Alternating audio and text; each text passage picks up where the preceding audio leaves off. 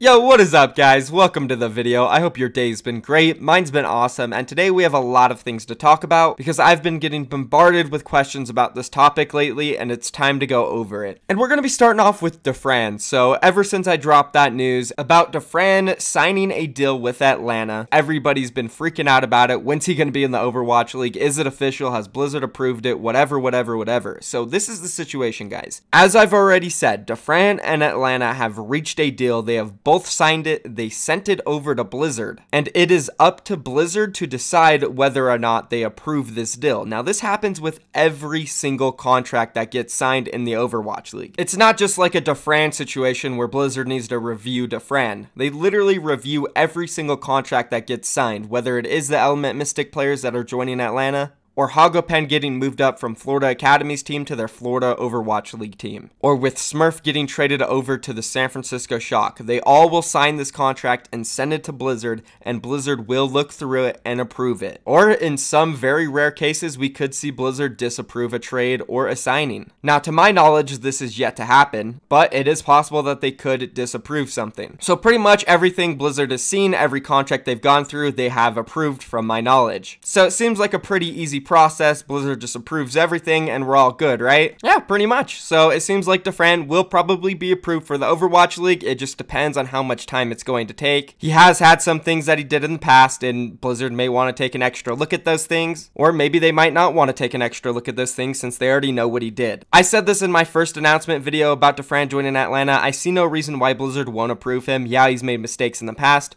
but so did Sato, so did a lot of other players that they approved, and the fact that they haven't disapproved anybody yet makes me think, yeah, he's 100% going to be joining. Again, though, the big question is, how long is this going to take? And usually, a Blizzard's approval could take from either 2 days to a week, and sometimes in special cases, which this might be, it could take up to 1 to 2 weeks. So pretty much to recap, I do think he will be approved. It could take either 2 days, or it could go up to 2 weeks because, you know, there's been a lot of history between Dafran and Blizzard. And I've been told that they have vetted him and wanted to investigate. So 1 to 2 weeks is definitely likely. Of course, when it happens, it's not like they're going to publicly announce it anyways. It's something that I'm going to have to get from my sources. So of course, as soon as I learn the information, I will let you guys know. Anyways, that's it for Dafran, guys. Also, if you didn't know, I am live streaming on Twitch right now, so you can come talk about this or any other topic in the Overwatch League, ask me any questions. Maybe we'll make a video again tonight, not too sure, but there is one thing I wanted to talk to you guys about, and it is this new series that I'm going to be working on. It is an individual based series where I pick a player in the league. Say probably the first one I was thinking of doing was maybe Jay Jonak. Another one I was thinking of was Taimu. And in this series, I kind of wanted to make it like, where did the player come from? So we'll start from Jonak's very beginning, even where he was born,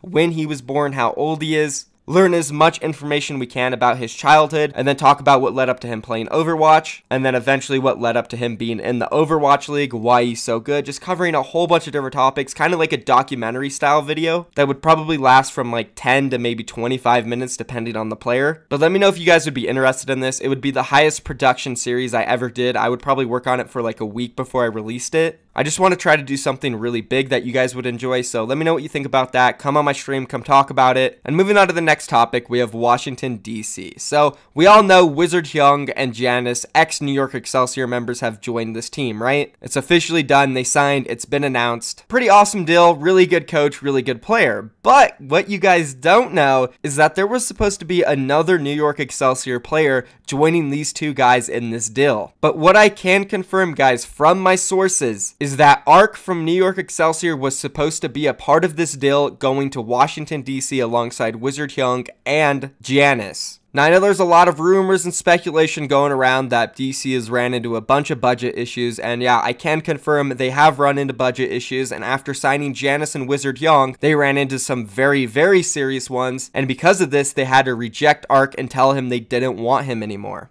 So this is very interesting, guys. Something that could have happened that didn't. ArK was almost on Washington, D.C. instead of NYXL. Could have been awesome, but just didn't happen, guys. Let me know down below what you think about this. Very interesting news. I am kind of happy to see ArK still on New York, though, or at least hope he is still on New York. Because I don't know, man. Just thinking about Jonak not with ArK is crazy. They're the duo, the best support duo in the entire league. So it's crazy to think that this almost even happened. Like, wow. Anyways, if you guys like staying updated on all my Overwatch leaks, be sure follow my Twitter and subscribe to my YouTube channel. You'll never miss out on them. And now let's go ahead and move on to the last topic of the video, which will be short and sweet. We're talking about the California Cup, guys, a really awesome event that the LA Valiant and the San Francisco Shock are putting on together. So there is going to be 2 show matches, one held in Northern California in Oakland, and then the other held in LA. You guys can buy tickets and everything for this. The first match will be LA Valiant's home game in Los Angeles on October 20th. Then the second match will be on November 10th in Oakland, as I said. So both teams will get a home field advantage, and they're going to be playing 2 show matches. It's really awesome. We get to see these 2 teams compete against each other before the Overwatch League actually starts.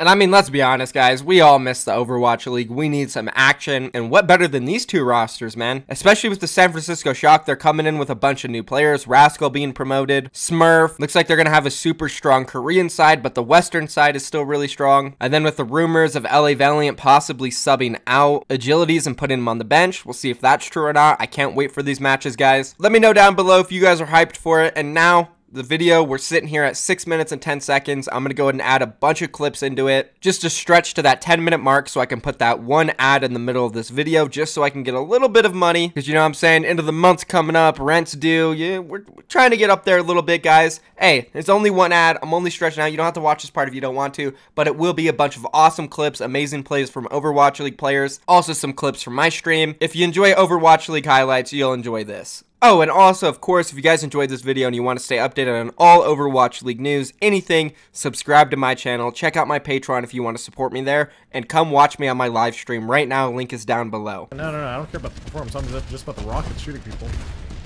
Heroes never die.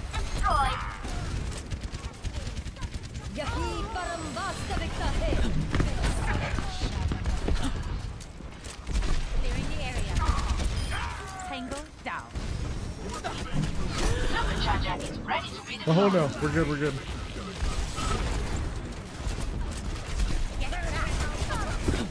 Sniper detected.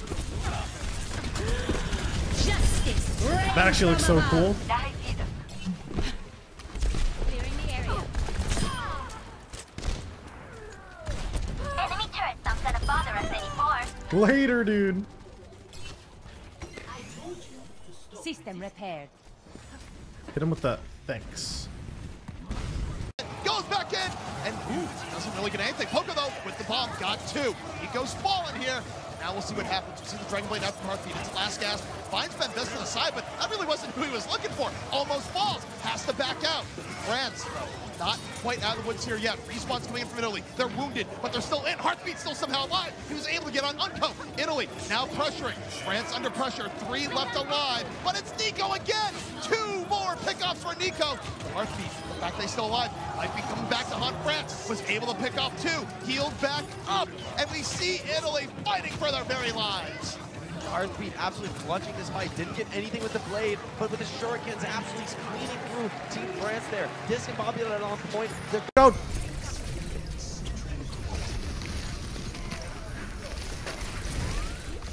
Oh, good for me.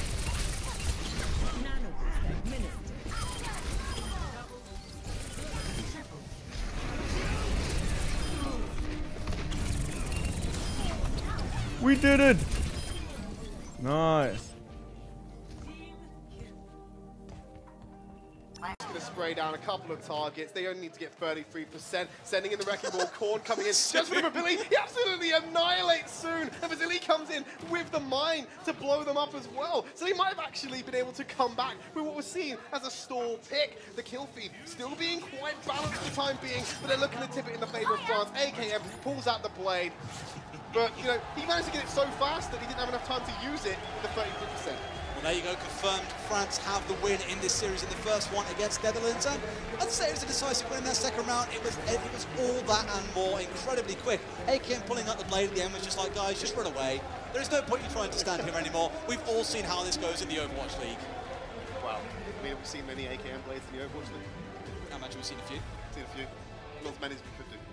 They're just, you mind if we get in program feed right now? We've just got a nice look at facilities screen there. We are going to get that back rather shortly. Although I can narrate kind of what's going on for you. Transcendences coming out from Nissa to keep everybody alive, but a Graviton Surge coming from Netherlands to actually pin them all together. Ever so slight there was the sound barrier to make sure everybody stayed alive from this point. The problem is, Corner's got that ultimate, he's ready and raring to go. Facility moving forward, using that high charge, 80-90% now, and we are looking at 99% on the clock also. However, the Heartbeat is going to jump on there, triggering that overtime. Bim's not quite so lucky. Trax using the Moira right click. Dragon Eddy does find facility with the bomb, but that beautiful pin from Korn is going to make sure Dragon Eddy's mech is no longer available to him. A rally's coming through from Jonah. Time ticks down. And that will be Shrine going over to Netherlands. That was some great space control coming through from the Netherlands for the entirety of the Shrine there. And one of the reasons that was able to happen was because we saw that Heartbeat went around the left-hand side for a flank with that Xayah. He tried to move inside